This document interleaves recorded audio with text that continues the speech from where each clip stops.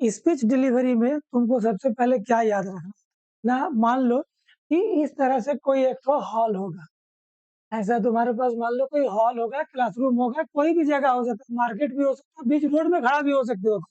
Okay, तो अब तुमको क्या करना होता है, जनरली मान लो इधर हमारे पास ऑडियंस हो और इधर सपोज कर लो कोई स्टेडियम जैसा बना होगा, स्टेडियम भी हो सकता है, पोडियम भी हो सकता है, कुछ भी हो सकता है।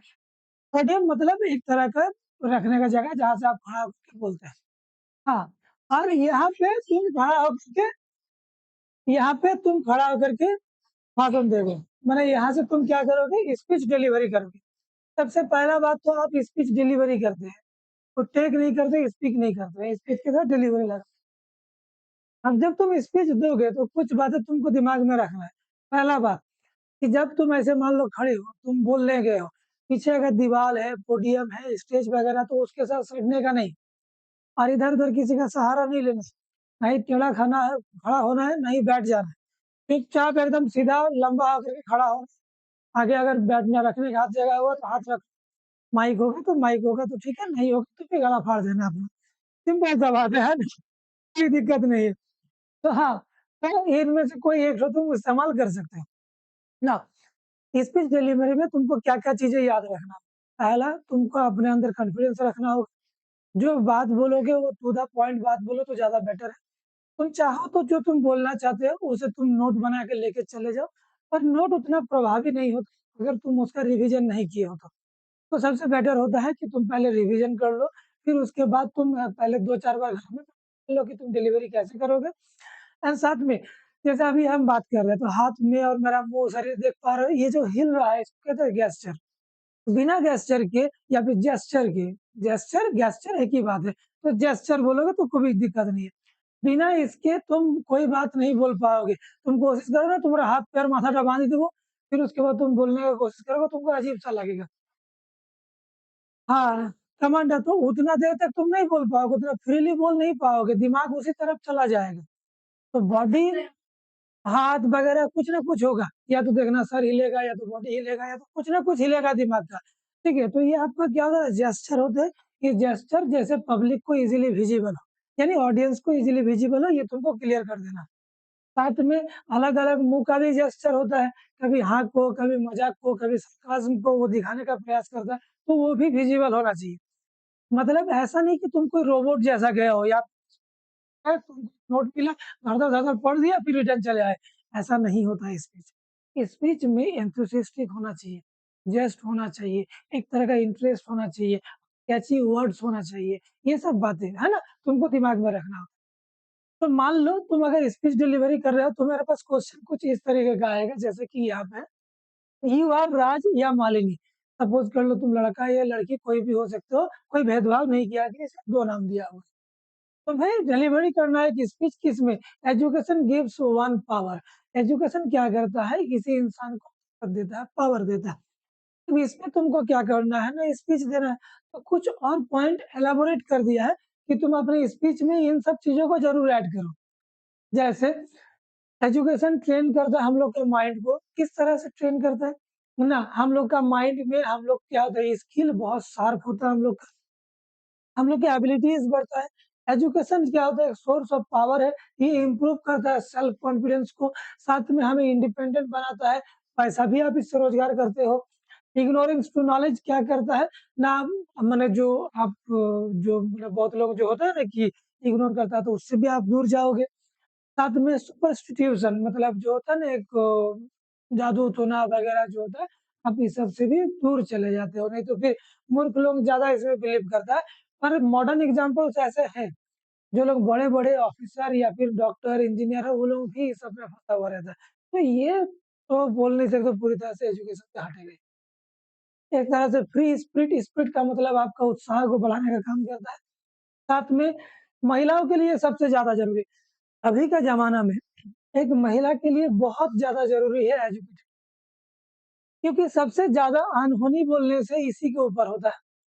एक तो अपने घर छोड़ के जाती है, अब मान लो पारिवारिक दृष्टिकोण में अगर कुछ गड़बड़ हो जाता है, अगर वो पढ़ी-लिखी होगी, तो अपने आप को काट लेगी, नहीं तो उसी को कोई समझ रहे हो बात को? तो इसलिए एजुकेटेड वुमन अपना व्यवस्था खुद कर लेगा। और जिसने एजुकेशन लिया ही नहीं, जिसने देखा, तो जब ऐसी मुसीबत आएगा, मोबाइल रिचार्ज करने का भी पैसा नहीं होगा, तब क्या करेगा? क्योंकि ऐसा भी दिन आ सकता है, मोबाइल रिचार्ज करने का भी पैसा नहीं होगा, तो कैसे इंस्टा देखोगे? है ना, देख सकते हो। तो सीधा-सीधी एजुकेशन बहुत ज़रूरी है। एजुकेशन नहीं है ना, एजुकेशन इसलिए नहीं करना चाहिए, हाँ, एजुकेशन इसलिए नहीं करना है, जॉब चाहिए। एजुकेशन इसलिए करना है क्योंकि आपको आत्मनिर्भर होना है, कि कल को अगर कभी आपके जीवन में मुसीबत आए, तो ये एजुकेशन आपको ज़िंदा रख देगा। ऐसे बहुत सारे एग्ज़ाम्पल्स हैं, है ना?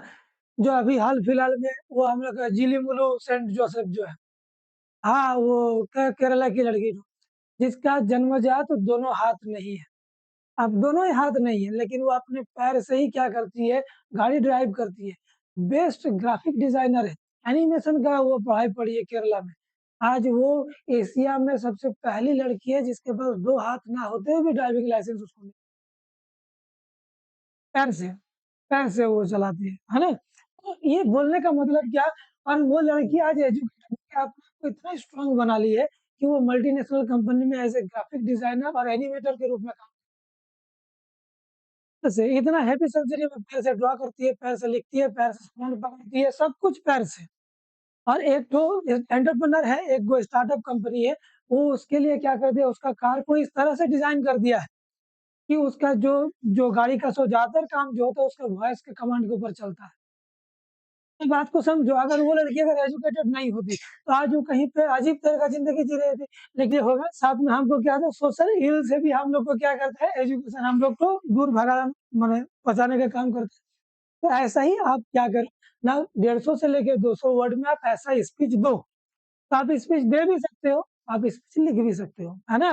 तो जनरल केस में हम लोग लिख के देंगे तो ज़्यादा बेटर होगा, है ना? इसमें क्या होगा, आपको कॉन्फिडेंस लेवल बढ़ेगा। या फिर कोशिश करो कि आप अभ्यास कर लो, सबसे ज़्यादा बेटर होता है ना? अब देखो इसको लिखोगे कैसे? तो यहाँ पे तुम स्कूल का कोई बच्चा हो, तो तुम ऑब्वियसली अपने सीनियर मोस्ट को रिप्रेजेंटेशन करोगे। तो यहाँ पे सबसे सीनियर मोस्ट आपके कौन होंगे? प्रिंसिपल होंगे, है ना? प्रिंसिपल होंगे या टीचर्स होंगे जो आपका उस समय अधिकार में होंगे, उन्हीं को रिप्रेजेंट करोगे। तो respected principal, teachers and friends, ये देख लो कैसे ये चीज़ को खत्म किया गया। ये एक हमारे पास एक कोई विशेष कुछ बात नहीं, ये हमारे पास एक एक्सक्लेमेटरी सेंटेंस है, यही हमारा स्टॉपेज हो गया। माने हमारा इमोशन हमारा यहीं पे बात खत्म हुआ। एक रेस्पेक्टेड का भावना में बोला गया है, तो इसीलिए हमने ये इसका इस्तेमाल किया। ना क्या-क्या वो कहना चाहते हैं, तो किस तरह से स्पीच डिलीवरी करोगे? तो पहला क्या हुआ देखो, एजुकेशन प्रोवाइड्स अस नॉलेज, सबसे इम्पोर्टेंट एजुकेशन हमें क्या देता है? नॉलेज देता है। अच्छा, अब बोलो एजुकेशन और नॉलेज में डिफरेंस क्या है? एजुकेशन वो प्रोसेस होता है जिसके तहत आप डाटा जो कंसीव करते हैं वो नॉलेज है। तो नॉलेज इज़ द डाटा एजु समझ पा रहे हैं? तो एजुकेशन एक अवस्था है जबकि नॉलेज एक फैक्ट है। समझ पा रहे हैं? ठीक है। तो ये trains our mind and sharpens our skills and abilities, ये क्या करता है, हमारे दिमाग को इस तरह तैयार कर देता है जिससे हमारे एबिलिटीज़ एंड हमारे स्किल्स क्या होता है, बढ़ने लगते हैं। हम लोग को ये तो मालूम है कि हम लोग टैलेंट को स्किल में एनहांस नहीं कर सकते, स्किल को एनहांस कर सकते हैं क्योंकि टैलेंट तो जन्मजात है और जो जैसे पैदा हुआ उसका ही रहेगा, तो बदलेगा नहीं। स्किल्स बदले जा सकते हैं, है ना? तो education refines our taste and temperaments and builds our thought process। तो एजुकेशन क्या-क्या करता है? हमारा टेस्ट को, हमारे सोचने का विचार को बदलता है और हमारे टेम्परामेंट मतलब हमारे मानसिक अवस्था में बदलाव लाता है, साथ में हमारे सोचने के शक्ति को भी क्या करता है, वो बदलने का काम करता है। बात समझ पा रहे हैं? Now vocational courses help young boys to earn and learn together. अब देखो, 2 तरह के कोर्सेज होंगे, एक रेगुलर कोर्स होता है, एक वोकेशनल कोर्स होता है। जैसे कि मान लो कोई आईटीआई सीख लिया, कोई डिप्लोमा सीख लिया, कोई बीसीए सीख लिया, कोई बीएससी आईटी सीख लिया, सब वोकेशनल कोर्स में आता है। रेगुलर कोर्स में क्या होता है, आपको एक लंबा समय लगता है और उसमें आप कोई एक नॉर्मल सरकारी जॉब लेते हैं। लेकिन वोकेशनल जॉब में जैसे कि आप कोई कंप्यूटर सेंटर लगाना, कोई इलेक्ट्रिकल दुकान लगाना चाहते हैं, ये वोकेशनल कोर्स से होता है। जैसे आईटीआई सीख लिया, एनसीवीटी सीख लिया, कोई और सीख लिया, टीवी मैकेनिक का काम बन जाएगा, मशीन का रिपेयरिंग का काम हो जाएगा, वो भी अर्निंग होता है। अब हर कोई बोलेगा आईएएस ऑफिसर बनेगा तो फिर काहे का, तब तो मुश्किल हो जाएगा, सब फँस जाएगा। इसीलिए वोकेशनल कोर्सेज़ बहुत ज़रूरी होता है education.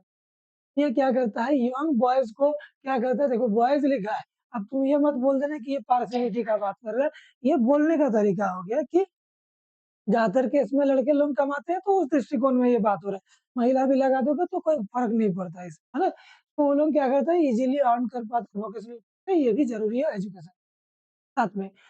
They provide means of earning livelihood and often the route of employment और ऑब्वियसली वोकेशनल कोर्स में जॉब भी बहुत ज़्यादा है, क्योंकि आपको ये डिपेंड नहीं होता है कि कब सरकारी रिक्रूटमेंट निकलेगा, कब आप फॉर्म भरोगे, तब जाके आपको नौकरी मिलेगा और तब जाकर के आप शादी करोगे, तो ऐसा कोई कॉन्सेप्ट है नहीं।